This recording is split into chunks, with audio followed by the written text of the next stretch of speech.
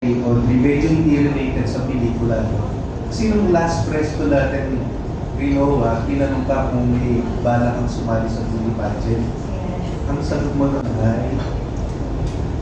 Medyo pinag-iisipan ko. Tapos, last night, pinakilala na si Sahara na isa sa mga official candidate ng Reyna Pilipinas. So parang siya yung nagbukas ng pinto para sa inyong lahat na sexy star na pwede naman palang sumali kasi dati bawal. So, anong thoughts nyo about it?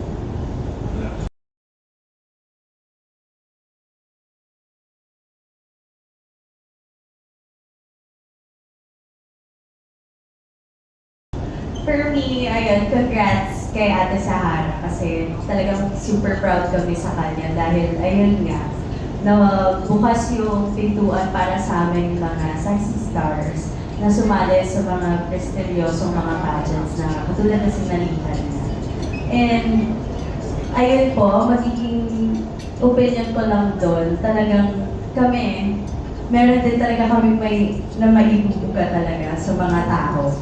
Hindi lang kami basta magpapasexy sa harapan nyo, pero when we speak our mouth, comes out the truth talaga within us. So, open ka na sa idea na sumali? Yes, why not? Ikaw, Audrey?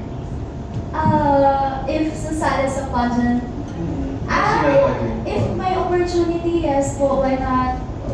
And I'm so happy kay Sahara kasi siya yung nagtulay para sa amin ng mga Viva Max artists dun sa pageant industry. So, looking forward for more and good luck kay Sahara. Kasi dati hindi pinapayagan ng mga sexy star na sumali. Tingin mo ba discrimination na nag-use sa mga sexy actress katulad? May ko lang narinig yun, nabawal pala sa mga sexy star. So, I think sobrang unfair niya for me. Kasi alam mo sa totoo lang, yung mga sexy stars, sila yung mga taong sobrang disiplinado, flexible. Kapag nakilala mo sila in real life, hindi lang sila nakakulong sa isang kahon.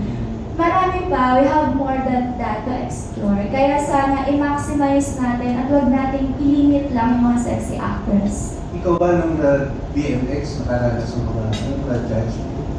Ang dami, super namanhid na nga ako dyan eh. Paano mo hinandle? Ayun, parang huwag mo na lang intindihin lahat ng sinasabi ng ibang tao. Kasi kahit naman sobrang buti mong tao, may masasabi at may masasabi talaga yung iba. So, stay on your own lane, focus on your own, huwag mo nang intindihin yung ibang tao. Sa family members mo, wala namang Super supportive po ng parents ko ever since. Kaya hindi ako nanghihingi ng external validation. Kasi punong-puno ako ng pagmamahal galing sa parents ko. kung sakaling sasali kayo dalawa sa pageant, anong pageant? Sa ano po, siguro knowing myself kasi talagang gusto ko yung medyo talagang na-express ko yung sarili ko. Siguro Miss World. Yes. Ikaw, Audrey? Wala akong idea sa mga pageant. Sige, Miss World na lang din. Sali kami. Public place, ha? Wala akong idea.